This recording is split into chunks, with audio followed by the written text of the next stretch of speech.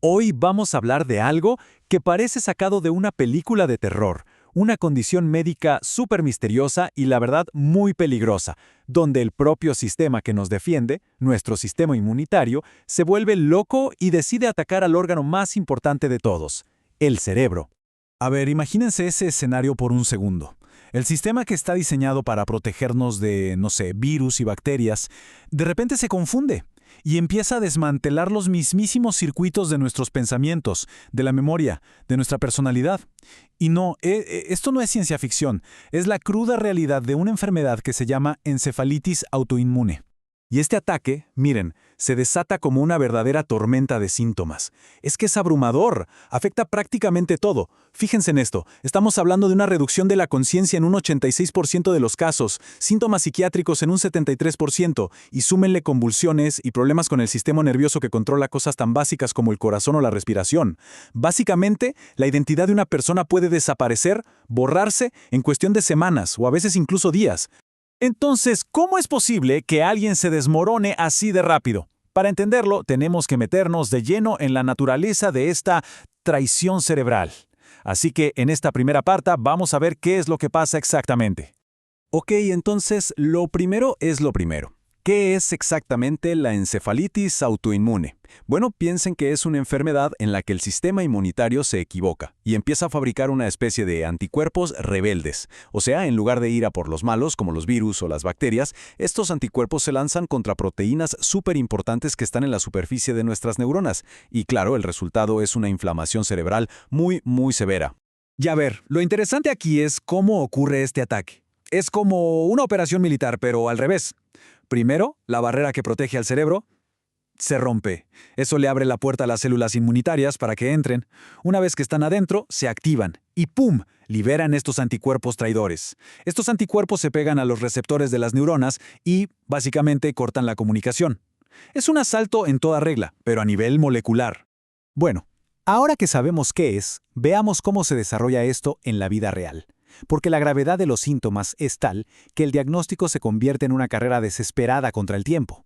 Es, literalmente, una historia de detectives en la UCI, la Unidad de Cuidados Intensivos. Y las cifras, de verdad, son impactantes. Miren este número. Hasta un 70% de los pacientes con esta enfermedad necesitan entrar a la Unidad de Cuidados Intensivos, a la UCI. Esto nos da una idea clarísima de lo grave y lo peligrosa que es la fase aguda. Y no es que entren a la UCI por un par de días. El promedio de estancia es de 22 días. Son 3 semanas. 3 semanas luchando por la vida contra una enfermedad que está atacando el mismísimo centro de control del cuerpo. La carga para el paciente y para todo el sistema de salud es brutal. Y una de las razones principales por las que terminan en la UCI es especialmente alarmante. Imagínense esto, el 43% de un grupo de pacientes críticos sufrieron convulsiones sin parar, una detrás de otra, sin tregua. Es una emergencia médica gravísima conocida como estado epiléptico. Todo esto nos lleva a la carrera por el diagnóstico, que es como la escena clave en nuestra película de detectives. Todo empieza con una sospecha, ¿no? Aparecen síntomas muy rápido, pérdida de memoria, psicosis, convulsiones. Entonces, los médicos toman muestras de sangre y del líquido que rodea el cerebro. El objetivo es buscar esos anticuerpos, al culpable. Pero aquí viene el problema. Los resultados pueden tardar días o incluso semanas. Y ese es un tiempo que un paciente en estado crítico simplemente no tiene. Y para complicar más las cosas, esta enfermedad tiene diferentes firmas. O sea, no hay un único culpable, un solo tipo de anticuerpo. Hay varios. Por ejemplo, está el anti-NMDR, que muchas veces se relaciona con psicosis y con un tipo de tumor en mujeres jóvenes. O el anti-LGI1, que suele presentarse con pérdida de memoria y unas convulsiones muy específicas. Cada uno es una pista diferente para los médicos. Ok, entonces, una vez que se identifica al culpable, o incluso si hay una sospecha muy fuerte, el objetivo es uno solo, y es clarísimo. Hay que calmar esa tormenta inmunológica. Así que vamos a ver ahora cuál es el plan de batalla. El tratamiento es como una estrategia de defensa. Se organiza en niveles. Primero están las terapias de primera línea. Son la respuesta rápida, el primer ataque para suprimir la inflamación de manera general. Pero, ¿y si eso no funciona? Bueno, ahí se pasa a las terapias de segunda línea, que ya son como las fuerzas especiales, armas mucho más específicas y potentes. Esta primera línea de defensa tiene tres armas principales. Por un lado, los corticosteroides, en altas dosis, que son antiinflamatorios superpotentes. Luego, la inmunoglobulina intravenosa, que es básicamente una solución con anticuerpos buenos de donantes sanos, para ayudar a neutralizar a los malos. Y por último, el recambio plasmático. Esto es increíble. Es un procedimiento que literalmente limpia la sangre, sacando físicamente los anticuerpos que están atacando. Pero, y este es un pero muy grande, este primer asalto no siempre funciona. De hecho, entre un 20 y un 50% de los pacientes no responden bien. A ellos se les llama refractarios. Y eso significa que la batalla no ha terminado. Al contrario, hay que sacar la artillería pesada.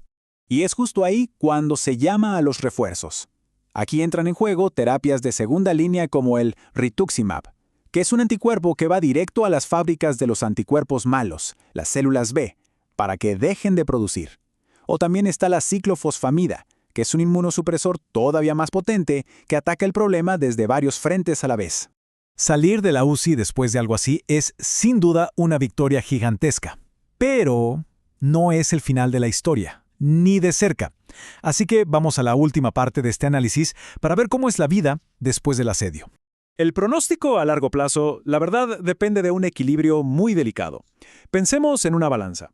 De un lado, como factores negativos, tenemos el retraso en empezar el tratamiento, la necesidad de ventilación mecánica o la presencia de un tumor. Todo eso inclina la balanza hacia un peor resultado. Pero del otro lado, los factores positivos son, por ejemplo, empezar la inmunoterapia rápido y de forma agresiva o una buena respuesta a los primeros tratamientos. Esto inclina la balanza hacia la recuperación y reafirma una idea clave en todo esto. Tiempo es cerebro. Y hay algo que tiene que quedar clarísimo. Para los que sobreviven, la recuperación es un maratón, no una carrera de 100 metros. Salir del hospital es solo el primer paso de un camino que suele ser larguísimo y muy, muy difícil.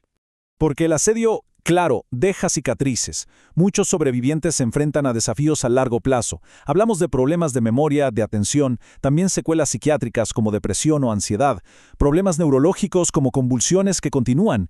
Y por si fuera poco, siempre está ahí el riesgo de que la enfermedad vuelva, de una recaída, que ocurre en un 10 a 20% de los casos. Y bueno, todo esto nos deja con una pregunta final, ¿no? Piénsenlo. La encefalitis autoinmune hace no tanto era un misterio total. Se le atribuía a causas desconocidas. Hoy, la ciencia va identificando cada vez más de estos anticuerpos atacantes, y eso nos hace preguntarnos, ¿cuántas otras enfermedades neurológicas que hoy vemos como un misterio podrían ser en realidad batallas ocultas, batallas silenciosas del sistema inmunitario contra el cerebro? Quizá, solo quizá, el futuro de la neuroinmunología tenga esas respuestas.